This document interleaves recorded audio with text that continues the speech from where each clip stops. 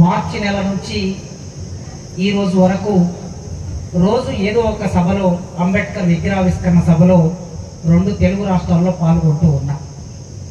కొన్ని సభలకి రాజకీయ నాయకులు వస్తే వెళ్ళాలన్నా వద్దా అని సంశయిస్తూ ఉంటాను. నేను మొదలే నిర్వాహకుల్ని అడుగుతాను, ఎవరైనా రాజకీయ నాయకులు వస్తున్నారా అని. అడిగిన తర్వాత ఆ రాజకీయ నాయకుల్ని బట్టి వెళ్ళటం వెళ్ళకపోవడం జరుగుతూ ఉంటుంది. కానీ ఇక్కడికి వచ్చిన తర్వాత నాకు చాలా సంతోషం ఏమనిపించింది, నేను ఎందుకు సంశయిస్తాను అంటే, రాజకీయ నాయకులు సభకి వచ్చి విగ్రహావిష్కరణ చేసిన తర్వాత వేదిక మీద ఒక 10 నిమిషాలు హడావుడిగా మాట్లాడేసి ఒక్కొక్క నాయకుడి తర్వాత ఒక్కొక్కరు వెళ్ళిపోతూ ఉంటే సభ మొత్తం ఖాళీ అవుతూ ఉంటుంది. ఇది చాలా అంబరాసింగ్ గా ఉంటుంది కార్యక్రమానికి. అందుకోసం నేను సంశయిస్తూ ఉంటా. కానీ ఈ సభ బహుశా నేను ఈ కాలంలో ఈ 10 సంవత్సరాల కాలంలో చూసిన అన్ని సభల కంటే భిన్నంగా ఎమ్మెల్యేలు, ఎంపీలు, స్పీకర్ గారు, తర్వాత కలెక్టర్ గారు, ముఖ్యంగా ఎస్పీ గారు అందరూ వేదిక మీద చిట్ట చివరి వరకు మీరందరూ కూర్చున్నందుకు మీ అందరికీ నేను నమస్కారం తెలియజేస్తున్నాను సార్. అంబేద్కర్ సభ కోసం ఈ సమయాన్ని మీరు ఇచ్చారు. మొదటగా నేను ఆలస్యంగా వచ్చినందుకు మీకు క్షమాపణ కూడా చెప్పాలి. ఉద్యోగ ధర్మంగా కొన్ని పనులు చేయవలసి ఉండింది. సెలవు పెట్టే అవకాశం లేదని, నేను సెలవు పెట్టాలంటే వీసీ గారికి ముందు ఇన్ఫార్మ్ చేసి సెలవు మంజూరు అయితే అప్పుడే రావాలి. కనుక హాఫ్ డే కాలేజ్ చూసుకొని రావటం జరిగింది. కనుక ఆలస్యంగా వచ్చారు. మిత్రులారా, ఇప్పుడు ఎంపీ గారు మాట్లాడిన తర్వాత చాలా రాజకీయపరమైన చర్చనీయమైన విషయాలను వారు ప్రతిపాదనలో పెట్టారు. నేను ఇప్పుడు ఆ చర్చలోకి వెళ్ళాను అనుకోండి, చాలా లోతుగా మాట్లాడాల్సి వస్తుంది. సార్కు నాకు చాలా దగ్గర సంబంధం ఎప్పటి నుంచి ఏర్పడిందంటే, వారు అంబేద్కర్ గురించి ఎప్పుడైతే తెలుసుకోవడం మొదలు పెట్టారో అప్పుడు వారికి నాకు దగ్గర సంబంధం ఏర్పడింది.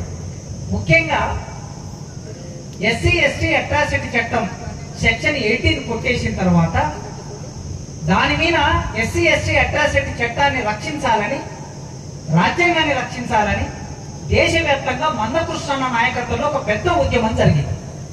ఆ ఉద్యమానికి రాహుల్ గాంధీ గారు కూడా వరంగల్లో జరిగిన సభకి రాహుల్ గాంధీ గారు అన్ని ప్రతిపక్ష పార్టీ నాయకులు వచ్చారు. ఆ క్రమంలో రాజ్యాంగాన్ని రక్షించడం కోసం జరిగిన ప్రతి సభలో, నేను చూసిన చాలా సభల్లో సార్ పాల్గొన్నారు. పాల్గొన్న తర్వాత వాళ్ళు మాట్లాడిన తర్వాత, నిజానికి సరే వారు ఇంగ్లీష్ మీడియం బ్యాక్గ్రౌండ్, ఉర్దూ, వాళ్ళ కుటుంబంలో ఉర్దూ మీడియం బ్యాక్గ్రౌండ్ కుటుంబాలు 4 ఫాదర్స్ అందరు ఉన్నారు కనుక తెలుగును మనం మాట్లాడిన స్పష్టంగా మాట్లాడకపోవచ్చు. కానీ వారికి సబ్జెక్టు మీద చాలా లోతైన అభినివేశం, లోతైన పట్టు ఉంది అనే విషయం నాకు అర్థమైంది. ఇందిరా పార్క్ దగ్గర ఒక 10,000 మందితో ఒక ధర్నా పెట్టారు. మేమందరం కలిసి ధర్నా పెట్టినప్పుడు ఆ ధర్నాకి స్పీకర్ గా వచ్చారు. ఆయన ఆ రోజు మాట్లాడాక, అంటే ఈ రోజు రాజకీయ నాయకులు ఇంత లోతుగా రాజ్యాంగాన్ని అధ్యయనం చేశారా అని నాకు ఒక ఆశ్చర్యం అనిపించింది. సో వారు రాజ్యాంగాన్ని లోతుగా అధ్యయనం చేశారు. దానితో పాటు ఇంతకుముందే ప్రస్తావించారు కదా, నరేంద్ర జాదవ్ గారిని పిలిచి మొన్ననే ఏవి కాలేజీలో ఒక పెద్ద సభ ఆర్గనైజ్ చేశారు. సభలు చాలా జరుగుతుంటాయి, రొటీన్ సభలు జరుగుతాయి. కానీ ఆ సభకు వచ్చినటువంటి ఆడియన్స్ నాకు కూడా ఫోన్ చేసి ఆయన ప్రత్యేకంగా పిలిస్తే వెళ్ళారు. స్పీకర్ గారు ముఖ్య అతిథిగా వచ్చారు.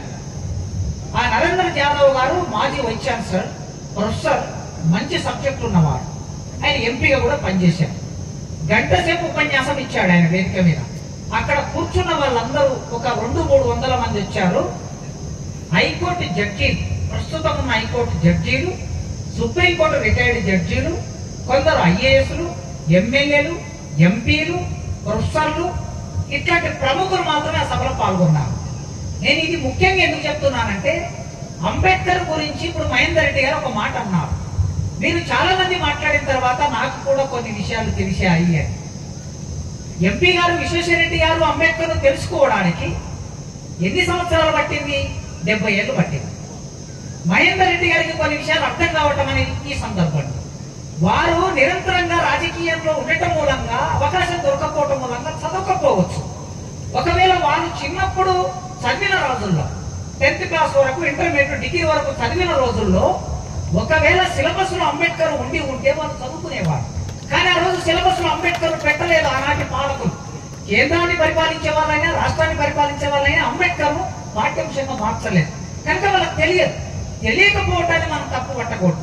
విశ్వేశ్వరరెడ్డి గారు చేసిన పని ఏమిటంటే ఇట్లా తెలియని చాలా మందిని ఒక 300-400 మందిని అక్కడ పిలిచి ఒక మాజీ ఉపన్యాసం చేత ఉపన్యాసం పెట్టించారు. చాలా అద్భుతమైన ఉపన్యాసం ఆ రోజు నరేంద్ర కుమార్ యాదవ్ గారు మాట్లాడారు. ఒక కమిట్మెంట్, ఒక విషయం అర్థమైన తర్వాత దాని పట్ల కమిట్మెంట్ ఎట్లా ఉంటుంది అనడానికి విశ్వేశ్వరరెడ్డి గారిని ఈ 5-4 సంవత్సరాల కాలంలో నేను చూస్తూ ఉన్నా. వారి పట్ల నాకు రెస్పెక్ట్ ఉన్నది. అయితే వారు మాట్లాడిన కొన్ని విషయాలు నేను అంగీకరించలేను వ్యక్తిగతంగా. ఖచ్చితంగా రాజకీయ అంటే సిద్ధాంతపరమైనటువంటి విషయాలు ఉండాలి, చర్చనీయాంశం ఉండాలి, వాదోపవాదం ఉండాలి, డిసెంట్ ఉండాలి, అసమ్మతి ఉండాలి. అసమ్మతి ఉన్నప్పుడే ప్రజాస్వామ్యం పరిపక్వత చెందుతుంది అన్నాడు అంబేద్కర్. స్వయంగా పండిట్ నెహ్రూకి అంబేద్కర్ కి కాన్స్టిట్యూంట్ అసెంబ్లీలో చాలా డిబేట్ జరిగింది. అంబేద్కర్, నెహ్రూ, సర్దార్ పటేల్, సరోజినీ నాయుడు, ఎవరెవరైతే పెద్ద మనుషులను మనం చెబుతున్నామో ఈ పెద్ద మనుషుల మధ్యన అంబేద్కర్ మధ్యన జరిగిన డిబేట్స్ మీరు ఒక్కసారి చదివితే ఈ పెద్ద మనుషుల పట్ల మనకున్న అభిప్రాయం ఒక్కసారి పటాపంచలైపోతుంది. ఒక ఆయన పెద్ద మనిషి, ఎంత పెద్ద మనిషి అంటే మన నైజాం సంస్థానం అంతా ఒక సంస్థానానికి రాజు. ఆ రాజు రాజ్యాంగ పరిషత్తులో ఒక సభ్యుడు. ఆయనకు చదువు రాదు, ఏం రాదు, రాజు కావటం వల్ల సభ్యుడు అయ్యాడంటే. ఆయన సభ్యుడిగా ఉన్నటువంటి ఆయన ఏం మాట్లాడాడంటే అంబేద్కర్ ఒక ప్రతిపాదన పెట్టాడు. 2 ప్రతిపాదన. ఒక ప్రతిపాదన 14 సంవత్సరాలకు లోబడిన బాలబాలికలందరికీ ఉచితంగా నిర్బంధంగా విద్యను అందించాలి. భారతదేశ ప్రజాస్వామ్యం పరిపక్వం చెందాలంటే, భారతదేశం అభివృద్ధి చెందాలంటే పిల్లలందరికీ మనం విద్యను అందించాలి అన్నాడు అంబేద్కర్ రాజ్యాంగ పరిషత్తులో. ఒక డిబేట్ పెట్టాడు. పెడితే అందరూ మాట్లాడుతూ ఆయన పెద్ద మనిషి, ఆ రాజు లేచి ఏమన్నా, దర్బాంగ మహారాజు, దర్బాంగ్ అనే ఒక సంస్థానానికి రాజు ఆయన లేచి అంబేద్కర్ గారు, మీరు డిప్రెషన్ క్లాసెస్ కు రిజర్వేషన్లు అంటారు, ఉమెన్ కి రిజర్వేషన్లు అంటారు, షెడ్యూల్డ్ క్యాస్ట్ రిజర్వేషన్లు అంటారు, ఇప్పుడు పిల్లలకి చదువు అంటున్నారు. మరి పిల్లలందరికీ చదువును అందిస్తే మా ఎత్తుల కొట్టాల్లో, మా పంట పొలాల్లో ఎవరు పని చేయాలండి, మీ పిల్లలందరూ బడికిపోతే అన్నాడు దర్బాంగ మహారాజు. ఆలోచనలు ఎట్లా ఉంటాయి? ఒక్క దర్బాంగ మహారాజే కాదు, సర్దార్ పటేల్ అంబేద్కర్ మధ్యన జరిగిన డిబేట్ చూస్తే మనం ఆశ్చర్యపోతాం. సర్దార్ పటేల్ దేశానికి ఫస్ట్ హోమ్ మినిస్టర్, చాలా గొప్ప మనిషి, ఆయన పట్ల మనందరికీ గౌరవం ఉన్నది. అయితే ఆనాటి లీడర్షిప్, ఈవెన్ గాంధీకి నెహ్రూకి అంబేద్కర్ కి గాంధీకి జరిగిన డిబేట్, పూనా ఒప్పందం మనందరికి బ్లాక్ అండ్ వైట్ లో ఉన్నది, మనం చూస్తూ ఉన్నాం. పూనా ఒప్పందం ఒకసారి చదివితే, సెకండ్ రౌండ్ టేబుల్ కాన్ఫరెన్స్ ఒకసారి మనం అక్కడ జరిగిన డిబేట్స్ అవుతే గాంధీ పట్ల ఉన్న గౌరవం అంతా పక్కకి వెళ్ళిపోతుంది. మనకి జాతీయోద్యమ నాయకుడిగా గాంధీ పట్ల సంపూర్ణమైన గౌరవం ఉంది, మనందరికీ ఉండవలసిందే. కానీ డిప్రెషన్ క్లాసెస్ రైట్స్ విషయానికి వచ్చినప్పుడు అంబేద్కర్ ఇటువైపు, గాంధీ అటువైపు కూర్చొని ఇంగ్లాండ్లో మాట్లాడిన మాటలు చూస్తే ఆ మాటలు విన్న తర్వాత మనకి చాలా ప్రశ్నలు తలెత్తుతాయి. ఇదంతా నేను ఎందుకు చెప్తున్నానంటే భారతదేశ ప్రజాస్వామ్యం పరిపక్వం చెందడానికి ఇలాంటి అనేక చర్చలు జరగటం, డిబేట్ జరగటం, వాదోపవాదాలు జరగటం, సంభాషణ జరగటం వలన, సంవాదం జరగటం వలన కాస్త ప్రజాస్వామ్యం ఇవాళ ఈ స్థాయిలో ఉన్నది. అంబేద్కర్ ఈ ప్రజాస్వామ్యం కోసమే పాటుపడ్డాడు. ఆ అమ్మాయి we the people of India అని మొదలుపెట్టి ఇండియన్ కాన్స్టిట్యూషన్ ప్రియంబుల్ చదివింది. భారత రాజ్యాంగ ప్రవేశికలో భారతదేశ ప్రజలమైన మేము భారతదేశాన్ని, గుర్తుపెట్టుకోండి మీరు, భారతదేశ ప్రజలమైన మేము భారతదేశాన్ని సర్వసత్తాక, సార్వభౌమ, గణతంత్ర, లౌకిక, సామ్యవాద, ప్రజాస్వామ్య దేశంగా గుర్తిస్తున్నామని ఉంటున్నది. లౌకిక అనే పదం ఉన్నది, సామ్యవాదం అనే పదం ఉన్నది, ప్రజాస్వామ్యం అనే పదం ఉన్నది, సార్వభౌమాధికారం అనే పదం ఉన్నది. ఇవన్నీ గుర్తిస్తూ విద్యలో సమానత్వం, రాజకీయాల్లో సమానత్వం, అవకాశాల్లో సమానత్వం, అందరికీ భారతదేశ రాజ్యాంగం హామీ పడుతుంది అని ప్రియంబుల్లో ఉంటుంది. ఈ ప్రియంబులను అర్థం చేసుకోవడానికి, ఈ ప్రియంబులను రాయడానికి అంబేద్కర్ 2 సంవత్సరాల 11 నెలల 18 రోజులు భారతదేశ రాజ్యాంగం రాస్తే 2000 ఉపన్యాసాలు ఇచ్చాడు. 3 సంవత్సరాలు అనుకోండి, 1 నెల తక్కువ 3 సంవత్సరాలు అయితే, 12 రోజులు తక్కువ 3 సంవత్సరాలు అయితే 2000 ఉపన్యాసాలు, 3 సంవత్సరాల కలిపితే ఎంత? 1000 రోజులు అనుకోండి. 1000 రోజుల్లో 2000 ఉపన్యాసాలు ఇచ్చాడు ఆయన రాజ్యాంగ పరిషత్తులో. 2000 ఉపన్యాసాల్లో ఆయన బ్లడ్ అండ్ ఫ్లెష్ భారతదేశ రాజ్యాంగాన్ని రాయడానికి అంబేద్కర్ తన రక్త మాంసాలని అందులో పెట్టి రాశాడు. ఈ మాట అన్నది బాబు రాజేంద్ర ప్రసాద్, రాజ్యాంగ పరిషత్ అధ్యక్షుడు బాబు రాజేంద్ర ప్రసాద్ అన్న మాట ఇది. అందుకే అంబేద్కర్ భారతదేశానికి ఏం చేశాడు అనే ప్రశ్న ఉదయించినప్పుడు ఎవరికైనా ఆ ప్రశ్నని వాటికి సమాధానం చెప్పవలసిన బాధ్యత ఏ ఒక్కరి మీనో లేదు, మనందరి మీద ఉన్నది. ఇక్కడ ఇంతమంది నాయకులు ఉన్నారు, ఎమ్మెల్యేలు, ఎంపీలు, కలెక్టర్, ఎస్పీ గారు ఉన్నారు కనుక మీరు ఇంతమంది నాయకులు ఉన్నారు. వాళ్ళు లేకపోతే మీరు ఇక్కడ ఉండరు. మీరు ఇక్కడ ఉండకపోతే నేను మాట్లాడేది వినరు, ఇక్కడ మాట్లాడే పెద్ద మనుషులు వినేది మాట్లాడేది వినరు, సోమన్న వాడే పాట వినరు. మీకు కూడా అంబేద్కర్ గురించి చాలా మందికి తెలియకపోవచ్చు, తప్పుడు అభిప్రాయాలు ఉండొచ్చు చాలా మందికి. అంబేద్కర్ అంటే ఏమిటి? ఎస్సీలకి రిజర్వేషన్లు ఇచ్చాడు, ఎస్టీలకి రిజర్వేషన్లు ఇచ్చాడు. ఈ రిజర్వేషన్ ఇవ్వటం మూలంగా మాకు సీటు రాలేదని విశ్వేశ్వరరెడ్డి గారు లాగా అనుకునే వాళ్ళు చాలా మంది ఉన్నారు. నా దగ్గర చదువుకున్న స్టూడెంట్స్ ఏమ్మా జాబ్ వచ్చిందా అని అంటే, సార్ జాబ్ రాలేదు సార్. ఎందుకు రాలేదమ్మా అంటే, నాకు రిజర్వేషన్ లేదు కదా సార్ అంటారు. ఏ కులం అమ్మా మీదన్నా? మేము గౌడ్లం సార్ అన్నారు. అమ్మా నీకు 27% రిజర్వేషన్ ఉన్నది మర్చిపోయినవా అని అంటే, అమ్మాయికి తెలియదు 27% రిజర్వేషన్ బీసీలకు ఉందని. బీసీలు కూడా ఏమనుకుంటారంటే మాకు రిజర్వేషన్ లేదనుకుంటారు. కేవలం మా ఎస్సీలకు మాత్రం రిజర్వేషన్ ఉంది అని ఒక తప్పుడు అభిప్రాయం భారతదేశంలో ఉన్నది. ఈ తప్పుడు అభిప్రాయం పోవాలి కదా. ఒక ఎస్సీ పిల్లవాడికి మొన్న లాస్ట్ టైం ఐఏఎస్ రిజల్ట్ లో, సివిల్ సర్వీస్ రిజల్ట్ లో ఒక ఎస్సీ అబ్బాయికి 51.3 వచ్చింది. 51.3% మార్క్స్ వచ్చాయి, ఐఏఎస్ రాలేదు.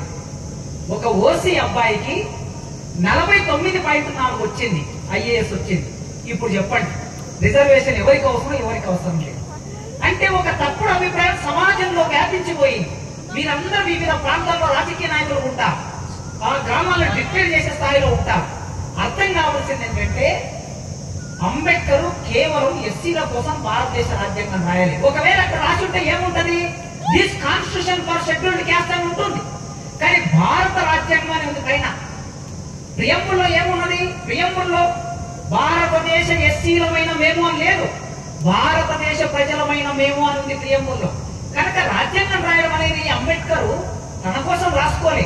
ఇప్పుడు సార్ చెప్పాడు కదా, అంబేద్కర్ రాజ్యాంగ పరిషత్తులోకి రావాలంటే బ్రిటిష్ వాళ్ళు 1946లో క్యాబినెట్ మిషన్ ఇక్కడికి పంపించారు ఇండియాకి. ఇండియాకి ఒక రాజ్యాంగం రాసిచ్చిన తర్వాత స్వాతంత్రం ఇవ్వాలి అనేది వాళ్ళ ఆలోచన. ఆ రాజ్యాంగం రాయడం కోసం ఒక కమిటీని పంపించి ఇక్కడ కొద్దిమంది సభ్యులు ఎంపిక చేయాలి. ఎట్లా ఎంపిక చేయాలి? ఒక 20% రాజులు డైరెక్ట్ గా సభ్యులు అవుతారు. 20% అంటే ఇంతకు దర్బాంగ మహారాజ్ చెప్పారు కదా, అట్లాంటి రాజులు డైరెక్ట్ వస్తారు 20%. ఇంకొక 20% ఆ రాజులు ఒక్కొక్క సభ్యుని నియమించవచ్చు, అట్లా 10 మంది వస్తారు. ఇక మిగతా వాళ్ళు 10 లక్షల మందికి ఒక సభ్యుడు చొప్పున ఎన్నికల్లో పోటీ చేసి ఎంపిక కావాలి. ఇట్లా చాలా మంది పోటీ చేసి వచ్చారు, 293 మంది సభ్యులు. అంబేద్కర్ కూడా పోటీ చేశాడు, కానీ అంబేద్కర్ గెలవనివ్వలేదు, ఓడించాడు. ఎందుకు ఓడించారు? అంబేద్కర్ భారతదేశ రాజ్యాంగ పరిషత్తులోకి వస్తే భారతదేశ ముఖ చిత్రం మారిపోతుందనే విషయం తెలుసు ఈ దేశంలో ఉన్న వాళ్ళకి. అందుకే అంబేద్కర్ ఓడించారు.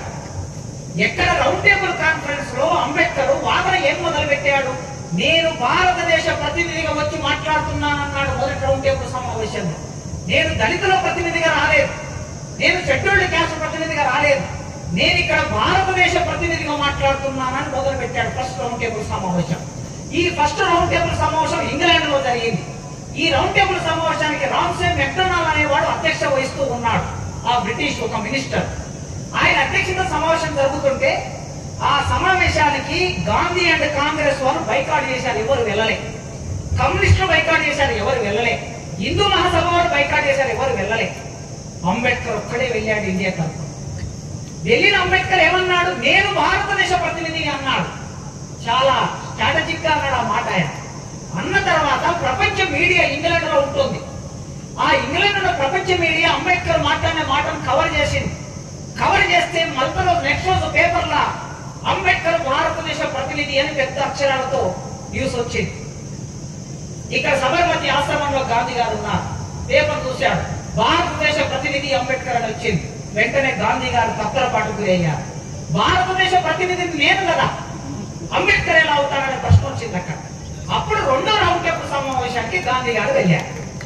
సరోజిని నాయుడు గాంధీ గారు కాంగ్రెస్ తరఫున ప్రతినిధులు వెళ్ళారు. మదన్ మోహన్ మాలవ్య గారు కూడా వెళ్ళారు అప్పుడు రౌండ్ సమావేశాన్ని. వెళ్ళిన తర్వాత అంబేద్కర్ పెట్టిన 2 ప్రతిపాదనలు చెప్తాం మీకు. ఒక ప్రతిపాదన ఏమన్నాడంటే, ఈ దేశంలో బ్రిటిష్ ప్రభుత్వం విద్య కోసం ₹1,00,000 ఖర్చు పెడుతుంది. అంటే ఆనాటి బడ్జెట్ లో, కేంద్ర బడ్జెట్ లో ₹1,00,000 ఖర్చు పెడుతుంది. ఈ ₹1,00,000 ఖర్చు పెడితే ఈ డబ్బు ప్రభుత్వానికి ఎక్కడి నుంచి వస్తుంది? ప్రజలు పన్నుల రూపంలో డబ్బులు కడితే ఆ పన్నుల రూపంలో కట్టిన డబ్బు ప్రభుత్వానికి వెళ్తుంది.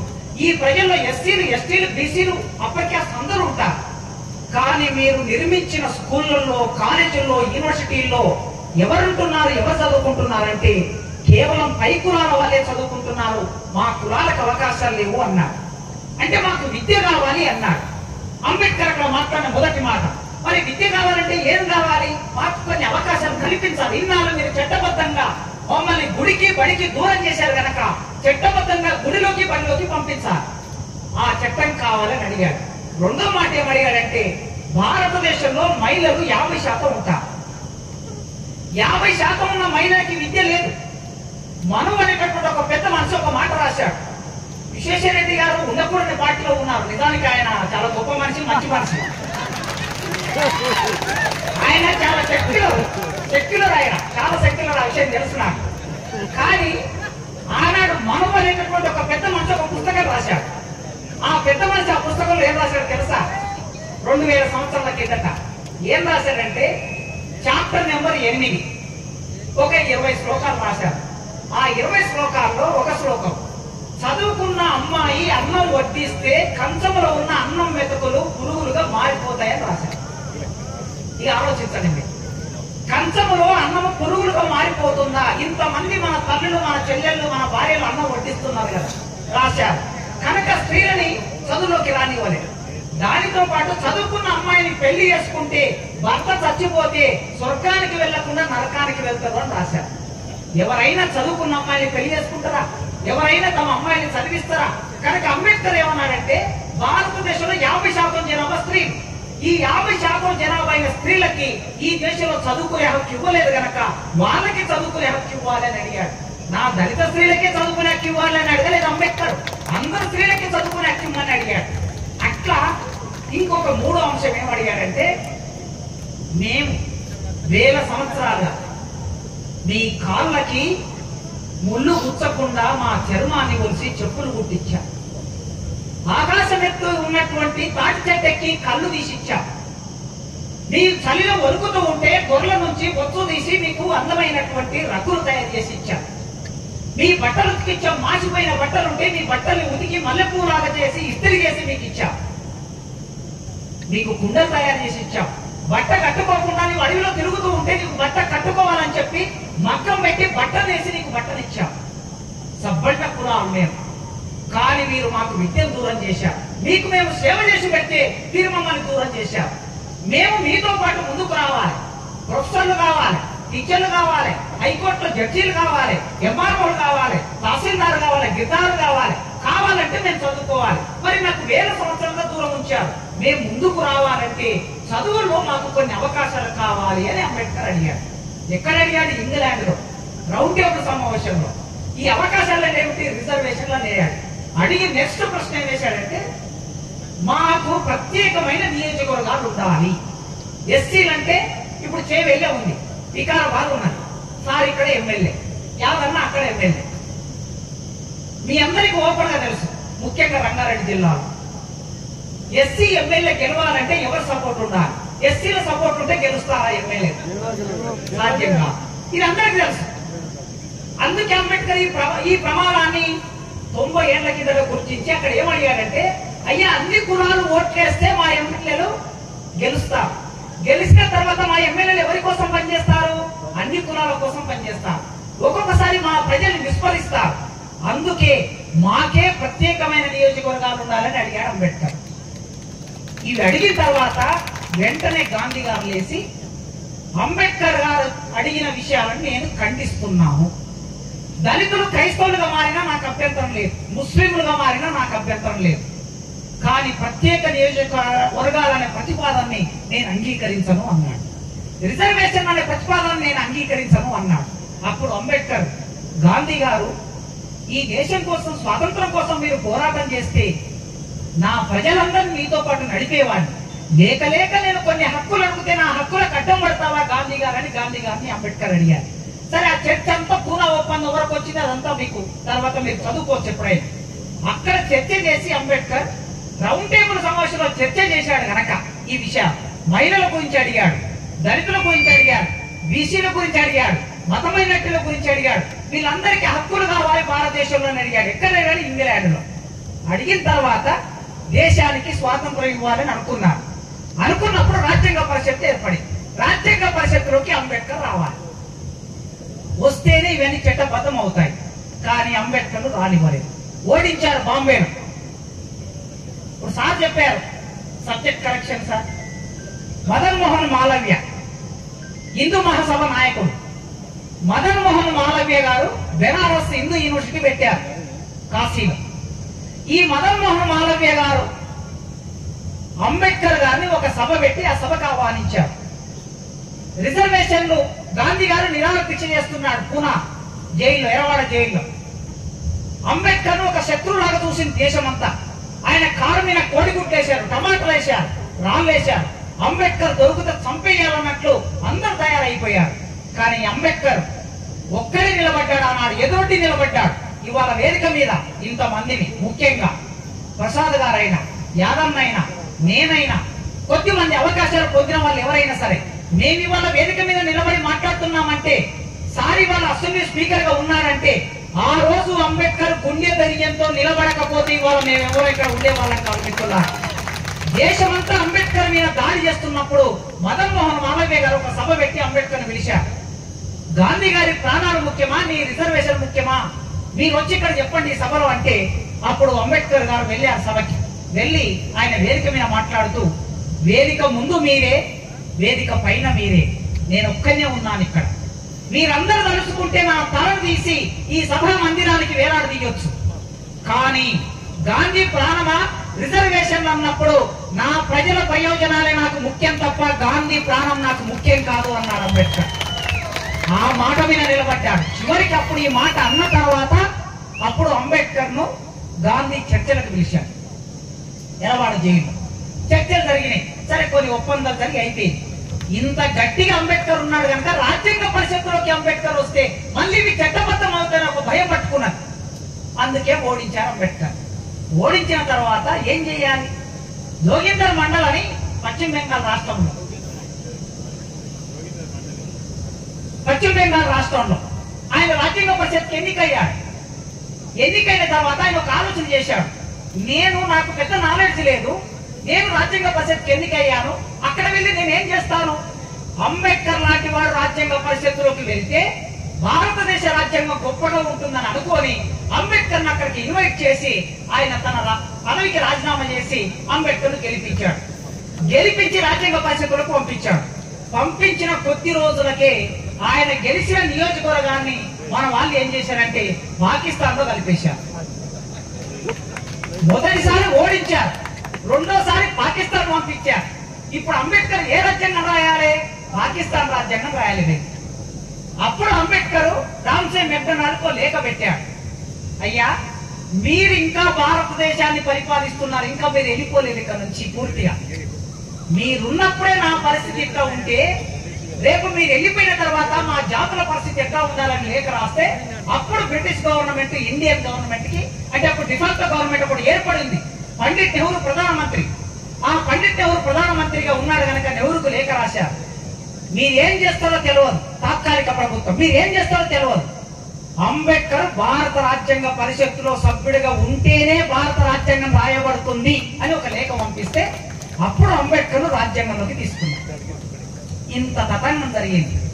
మీరు ఎవరైనా ఇక్కడ ఉన్న వాళ్ళు అనుకోవచ్చు, అంబేద్కర్ ఉట్టిగా ఇట్లా రాజ్యాంగంలోకి వచ్చి పరిషత్తులోకి వచ్చి రాజ్యాంగం రాయలే, ఒక పెద్ద యుద్ధమే చేశాడు. ఈ యుద్ధం చేసి పరిషత్తులోకి వచ్చాడు సభ్యుడిగా. పరిషత్తులోకి వచ్చిన తర్వాత అక్కడ ఉన్నటువంటి వాళ్ళందరూ ఆలోచించారు.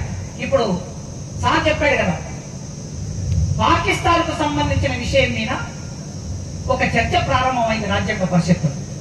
ఇండియా పాకిస్తాన్ రెండు విడిపోబోతున్నాయి. కామన్ సివిల్ కోడ్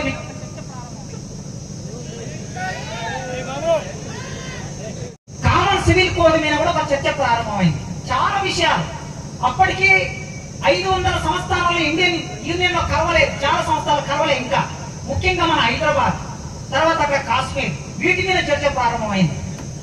రాజ్యాంగ పరిషత్తులో ఉన్న సభ్యులు రకరకాల అభిప్రాయాలు చెప్పారు. అంబేద్కర్ లేచి మాట్లాడాడు. డిఫరెంట్ ఉంటుంది అంబేద్కర్ సంభాషణ. సార్ చెప్పాడు కదా, ఎందుకు డిఫరెంట్ ఉంటుంది?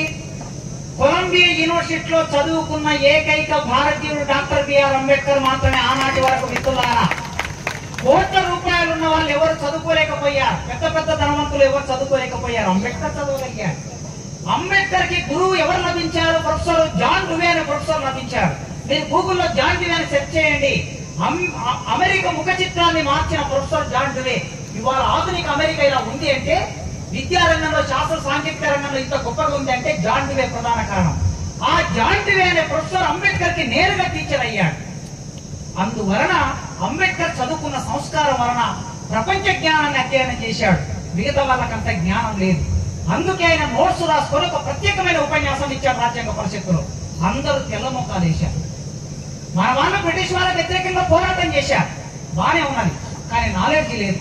రాజ్యాంగ పరిషత్తులో చాలా మందికి నాలెడ్జ్ లేదు. ఈవెన్ చాలా మంది పేర్లు చెప్పడం సమంజసం కాకపోవచ్చు. అప్పుడు ఈయన ఒక గంట సేపు మాట్లాడితే ఆశ్చర్యానికి గురై, అయ్యో అంబేద్కర్ ఇండియాకు వ్యతిరేకంగా మాట్లాడతారు అనుకున్నాం, అంబేద్కర్ అగ్రకులాలకు వ్యతిరేకంగా మాట్లాడతాడు అనుకున్నాం, అంబేద్కర్ పాకిస్తాన్ అనుకూలంగా మాట్లాడతాడు అనుకున్నాం. కానీ అంబేద్కర్ అంటే ఇంత నాలెడ్జ్ తో, ఇంత స్పష్టంగా, ఇంత సంయమనంతో మాట్లాడుతున్నాడని అందరూ ఆశ్చర్యానికి గురై, అప్పుడు గాంధీ గారు నెహ్రూ గారిని పిలిచి, భారతదేశ రాజ్యాంగం రాయగలిగిన ఏకైక ప్రతిభావంతుడు డాక్టర్ బిఆర్ అంబేద్కర్ మాత్రమే. అప్పుడు అంబేద్కర్ డ్రాఫ్టింగ్ కమిటీ చైర్మన్ అయ్యాడు. ఆయన బయటకు వచ్చి ప్రశ్నలు మాట్లాడాడు. ఏమన్నాడు తెలుసా? రాజ్యాంగ పరిషత్తులోకి రాకుండా నన్ను ఇంతమంది అడ్డుకున్నారు, నేను సభ్యుని అవుతానో కాదో అని నేను అనుకుంటే ఏకంగా నన్ను రాజ్యాంగం రాసే బాధ్యత నా భుజాల మీద పెట్టారు. ఎస్, ఇది నాకు ఒక మంచి అవకాశం, భారతదేశ రుణం తీర్చుకోవడానికి నాకు దక్కిన మంచి అవకాశం అన్నాడు అంబేద్కర్. మిత్రులారా, భారతదేశ రుణం తీర్చుకోవడానికి అన్నాడు. బడిలోకి రానివ్వలేదు అంబేద్కర్ ను, కోపం పెట్టుకోలే. ముట్టుకోలేదు అంబేద్కర్ ను, కోపం పెట్టుకోలే. నీళ్లు తాగనివ్వలేదు అంబేద్కర్ ను, కోపం పెట్టుకోలే. బరోడా మహారాజును ఒక చెప్రాసి కనీసం అంబేద్కర్ కు ఫైల్ చేతికి ఇవ్వలేదు, కోపం పెట్టుకోలే. బాంబే వెళ్లి లాయర్ గా ప్రాక్టీస్ చేసి ఒక ఇల్లు తీసుకుంటే ఇంట్లో నుంచి అంబేద్కర్ ను బయటికి నెట్టేశారు, కోపం పెట్టుకోలే. ఈ దేశం మీద అంబేద్కర్ ఒకవేళ కోపమే పెట్టుకొని ఉంటే ఆనాడు 6 కోట్ల మంది దళితుల కోసం ప్రత్యేక దేశమే ఏర్పడేది. కానీ అంబేద్కర్ అలా అడగలే. ఎందుకు? ఈ దేశం నాది అనుకున్నాడు, ఈ దేశంలో నేను భాగము అనుకున్నాడు. అందుకే భారతదేశ రాజ్యాంగాన్ని దేశం కోసం రాసివ్వాలనుకున్నాడు, రాసిచ్చాడు. ఇవాళ ఈ రాజ్యాంగం మన ముందున్నది. తక్షణ కర్తవ్యం ఏమిటంటే ఈ రాజ్యాంగానికి తూట్లు పడుతూ ఉన్నాయి. ఇది మన ముందున్న తక్షణ కర్తవ్యం. మాట్లాడే అవకాశం రోజు రోజుకు తగ్గుతుంది దేశంలో. రోజు రోజుకు మాట్లాడే మేధావులు అర్బన్ నక్సలైట్లుగా జైలుకు వెళ్తున్నారు. జర్నలిస్టులు, ప్రొఫెసర్లు జైల్లో ఉంటున్నారు దేశవ్యాప్తంగా. ఈవెన్ ఒకవేళ మేధావులు జైల్లో ఉంటారు అనుకున్నాం కాసేపు. నా మీద కూడా కేసీఆర్ కేసు పెట్టి జైల్లో పెట్టాడు. 6 నెలలు జైల్లో బయటకు వచ్చా మాట్లాడినందుకే, కేవలం మాట్లాడినందుకే. అప్పుడు ఈ వేదిక మీద ఉన్న చాలా మంది టీఆర్ఎస్ లో ఉన్నారు. ఓకే, కేసీఆర్ గారికి నేను దేశద్రోహి కనిపించా, ఇంకోటి కనిపిస్తాం. ఏం మాట్లాడతాం? ఇదో నేను ఇదే మాట్లాడాను. ఇందులో ఏమైనా తప్పులు ఉన్నాయా? ఇందులో ఏమైనా నక్సలిజం ఉన్నదా? అంటే రాజ్యాంగం గురించి మాట్లాడితే కొందరికి భయం. ఇవాళ దేశంలో కూడా రాజ్యాంగం గురించి మాట్లాడితే ఒక భయం పూరితమైన వాతావరణం మెల్లగొస్తుంది. మాట్లాడని చోట, సంకుచితమైన చోట, భావాలు దర్శించని చోట, గది 4 గోడల మధ్య వేసి కొట్టే చోట ఏమవుతుంది అంటే నియంతృత్వం అవుతుంది. అంబేద్కర్ నియంతృత్వాన్ని కోరుకోలేదు. అంబేద్కర్ ప్రజాస్వామ్యాన్ని కోరుకున్నాడు. అంబేద్కర్ దేశం బాగుండాలని కోరుకున్నాడు. ప్రజలందరూ బాగుండాలని కోరుకున్నారు. అంబేద్కర్ చేసిన రాజీనామా కూడా ఈ దేశంలో మహిళల కోసమే రాజీనామా చేశాడు. క్యాబినెట్ నుంచి బయటకు వచ్చాడు ఆయన మహిళల కోసమే. నిజానికి అంబేద్కర్ మహిళలు రాజకీయ నాయకులు కావాలి, మహిళలకు ఆస్తి కావాలని అడిగాడు కదా. 1952లో, 53లో, 54లో ఎవరైనా దళిత మహిళలు చదువుకున్న వాళ్ళు ఉన్నారండి ఆ రోజుల్లో? ప్రసాద్ గారు ఆ తర్వాత చదువుకున్నటువంటి వారే ప్రసాద్ గారు. బహుశా వాళ్ళ నాన్నగారు ఎవరైనా చదువుకున్నారు లేదో నాకు తెలియదు. అంటే మగవాళ్ళు చదువుకోవడమే కష్టం. 52, 60, 70ల కాలంలో ఆడవాళ్ళు ఎవరు చదువుకుంటారు? మరి అంబేద్కర్ దళిత ఆడవాళ్ళ కోసం అడిగాడా? కాదు. అగ్ర కులాల్లో ఉన్న ఆడవాళ్ళు చట్టసభల్లోకి రావాలి, ఆస్తి హక్కు సమానంగా ఉండాలి, అందరూ సమానంగా ఉండాలని కోరుకున్నాడు. కోరుకొని అది అంగీకరించని క్యాబినెట్ నుంచి బయటకు వచ్చాడు అంబేద్కర్. బయటకు వచ్చి రాజ్యాంగం ఎలా ఉండాలి, ఎలా అమలు చేయబడాలని కోరుకున్నాడు.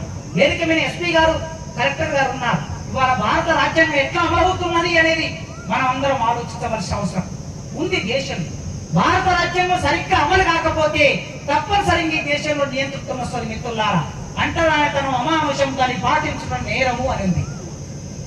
మీ ప్రాంతంలో అంటరానితనం ఎన్ని గ్రామాల్లో పాటిస్తున్నారో మీరు మిమ్మల్ని అడిగితే ఇక్కడ కూర్చున్న కనీసం సగం మంది చెప్పగలుగుతారు. ఇంకా 2 క్లాసుల పద్ధతి ఉన్న చోట్లు, ఇంకా కులం పేరు మీద వివక్ష కొనసాగుతున్న చోట్లు. హైదరాబాద్ కి కూతవేటు దూరంలో ఒక గ్రామంలో బోనాల పండుగ చేశారని, మాదిగ వాళ్ళు బోనాలు ఎత్తుకొని గుడి దగ్గరికి వచ్చారని ఒక సంవత్సరం కిందట ఆ మాదిగ వాడని వెలివేసినటువంటి గచ్చిబోయిలి పక్కన ఉన్నటువంటి గ్రామం వెలివేశారు. 2024-25 కాలంలోనే ఇంకా కులం అమలు చేయబడుతున్నది. గుజరాత్ రాష్ట్రంలో ఒక పిల్లవాడు వాళ్ళ నాన్న బర్త్డేకి అడిగాడు, ఏం కావాలరా నాన్న నీకంటే? గుర్రం కావాలని అడిగాడు. వాడు గుర్రం ఎక్కాలని కోరిక. గుర్రం ఇచ్చాడు ఒక దళిత వాయికి వాళ్ళ నాన్న. గుర్రం ఎక్కి ఊళ్ళోకి వెళ్ళాడు. ఊళ్ళోకి వెళ్ళినటువంటి వాడిని ఆ ఊళ్ళో ఉన్న పెద్ద మనుషులందరూ మా కళ్ళ ముందు గుర్రం ఎక్కి తిరుగుతావా అని వంటచుగులు బాయ్ అని చెప్పి గుర్రం మీద నుంచి దింపి చెట్టుకు కట్టేసి కొడితే ఆ పిల్లవాడు చచ్చిపోయాడు. 2022లో ఈ సంఘటన జరిగింది గుజరాత్ రాష్ట్రంలో. ఉత్తరప్రదేశ్ రాష్ట్రంలో ఒక దళిత అమ్మాయిని పట్టుకెళ్లి 2021లో దళిత అమ్మాయిని పట్టుకెళ్లి సామూహికంగా అత్యాచారం చేసి చంపేశారు. సామూహికంగా ఆ అమ్మాయి ఎక్కడ సాక్ష్యం చెప్తుందో అని చెప్పి చంపేశారు. చివరికి ఆమెకు సాక్ష్యం చెప్పడానికి ముందుకు వచ్చినటువంటి వాళ్ళని యాక్సిడెంట్ చేసి చంపేశారు. భారతదేశంలో అమలవుతున్న తీరి ఇప్పుడు మన ముందు ఉన్నది. భారతదేశ రాజ్యాంగాన్ని రక్షించుకోవాలి, లౌకికవాదాన్ని రక్షించుకోవాలి, సామ్యవాదాన్ని రక్షించుకోవాలి, సమానత్వాన్ని రక్షించుకోవాలి. రక్షించుకునే వైపు మనం అందరం ఆలోచించాలి. ఎవరు ఏ కులంలో పుట్టాలో మన చేతిలో ఉండదు. కానీ పుట్టిన తర్వాత పెద్దవాళ్ళందరూ చెప్పారు కదా, పుట్టిన తర్వాత రామ్మోహన్ రెడ్డి గారు ఒక మాట అన్నారు, పుట్టిన తర్వాత పుట్టడం మన చేతుల్లో లేదు, అంబేద్కర్ చేతులు లేదు, నెహ్రూ చేతులు లేదు, మన చేతులు లేదు.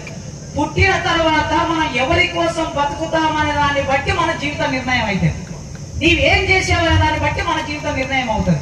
అందుకే వేదిక ముందైనా వేదిక కిందైనా మనం ఎక్కడ పుట్టినా సరే మీరు ఎవరి కోసం పనిచేస్తున్నారనే దాన్ని బట్టి మన గొప్పతనం ఉంటుంది. ఎస్ఆర్ శంకరన్ గారు ఒక Brahmin IAS officer. SR Shankaran garu మేము చదువుకోవడానికి స్కూల్ పెట్టాడండి. ఆయన సాంఘిక సంక్షేమ గురుకుల పాఠశాలలు పెట్టాడు. ఒకవేళ సాంఘిక సంక్షేమ గురుకుల పాఠశాలలు 83-84 సంవత్సరాలు రాకపోతే ఇవాళ కాసిం అనే ఒక మాదిగవాడు మీ ముందు నిలబడి మాట్లాడే అవకాశమే లేదండి. ఇవాళ ఎస్ఆర్ శంకరన్ గారు మా ఇంట్లో ఒక ఫోటో ఉంటాడు. ఎస్ఆర్ శంకరన్ గారు అంబేద్కర్ తప్ప ఒక ఫోటో పెట్టుకొని దళితులందరూ గౌరవిస్తున్నారు. ఆయన పుట్టిన కులం ఏదైనా వీళ్ళ కోసం పనిచేశాడు. కనుక అంబేద్కర్ పేరు ఒక బ్రాహ్మణుడండి. అంబేద్కర్ పేరు ఒక బ్రాహ్మణుడు. భీమరావు తన సొంతం పేరు. మధ్యాహ్నం అన్నం లేక ఆకలితో అలమటిస్తున్నప్పుడు అంబేద్కర్కి ఇంత అన్నం పెట్టాడు ఆ టీచర్. క్లాసులో అడ్మిషన్ ఇచ్చి మ్యాథమెటిక్స్ చెప్పాడు ఆ టీచర్. అన్నం పెట్టి చదువు చెప్పినందుకు ఆయన పేరునే ఈయన పేరుగా మార్చుకొని భారతదేశంలో ఆ పేరు ఈ ప్రపంచంలో నిలబడింది. కేనుస్కర్, బరోడా మహారాజ్ వీళ్ళెవరు దళితులు కాదు. వీళ్ళందరూ సమాజానికి సేవ చేసినందుకు గొప్పవాళ్ళుగా గుర్తించబడుతున్నారు. ఈ సమాజంలో ఉన్న అసమానతలు పోవాలంటే మనం ఆలోచించాలి. విగ్రహాన్ని పెట్టుకోవడం కాదు, ఆ విగ్రహాన్ని పెట్టుకున్న నేపథ్యం నుంచి మనం కాస్త పని మొదలు పెట్టాలి. దళిత మిత్రులారా మీకు విజ్ఞప్తి చేస్తున్నాను. ఈ మధ్య కాలంలో పై కులాల వాళ్ళ నుంచి వింటూ ఉన్నాను నేను. చాలా మంది మిత్రులు, స్వయంగా నేను ఇంటర్ క్యాస్ట్ మ్యారేజ్ చేసుకున్నా. నా భార్య రెడ్డి, నేను ఎస్సీ. చాలా మంది మిత్రులు మాట్లాడుతూ ఉంటారు, అమ్మో మాదిగల దగ్గరికి పోవద్దు, అమ్మో మానవుల దగ్గరికి పోవద్దు. పై కులాల వాళ్ళు, వేరే కులాల వాళ్ళు. ఈ పరిస్థితి ఎందుకు వస్తుందో ఆలోచించండి. మనం ఆలోచించాలి ఒకసారి. అటువైపున వాళ్ళు ఆలోచించాలి, ఇటువైపున మనం ఆలోచించాలి. ఎక్కడైనా మనం అనవసరంగా వాళ్ళని ఇబ్బంది పెట్టే పని చేస్తున్నామా, బాధ పెట్టే పని చేస్తున్నామా, భయపెట్టే పని చేస్తున్నామా, అరాచకంగా ప్రవర్తిస్తున్నామా? అరాచకత్వం అనేది ఎప్పుడు కూడా మనిషిని ముందుకు నడపదు. అది అరాచకత్వం అనేది అగాధంలోకి తీసుకెళ్తుంది. కనుక మనం మన జీవితాన్ని మార్చుకోవాల్సిన అవసరం ఉన్నది. అవకాశాలు ఉన్నాయి, చదవండి. మేధస్సు వచ్చినప్పుడు మనిషిలో పరివర్తన జరుగుతుంది. మేధస్సు లేనప్పుడు అరాచకత్వం ఉంటుంది. కనుక అధ్యయనం వైపు రాండి, హక్కుల కోసం పోరాడండి, ఉద్యోగాల వైపు వెళ్ళండి, కొన్ని చోట్ల ఎస్సీ ఎస్టీ అట్రాసిటీ చట్టాన్ని నిర్వీర్యం చేస్తున్నారు. నిర్వీర్యం చేసే ఆ క్రమంలో అందరూ ఉంటున్నారు. అందుకే అన్ని కులాలతో సంవాదం నడపాలి, సంభాషణ చేయాలి, స్నేహం చేయాలి, సమాజం మార్పులో భాగం కావాలి. దానికోసం ఎస్సీలు ఎస్టీలు కూడా ముందు వరుసలో ఉండాలని కోరుకుంటూ ఈ పెద్ద మనుషులందరూ ఇంతసేపు ఒక చిన్నవాడి నా ఉపన్యాసాన్ని వినడం కోసం ఉన్నందుకు ముందు వేదిక మీద ఉన్న మీ అందరికీ పేరు పేరున వందనాలు, జై భీములు తెలియజేస్తూ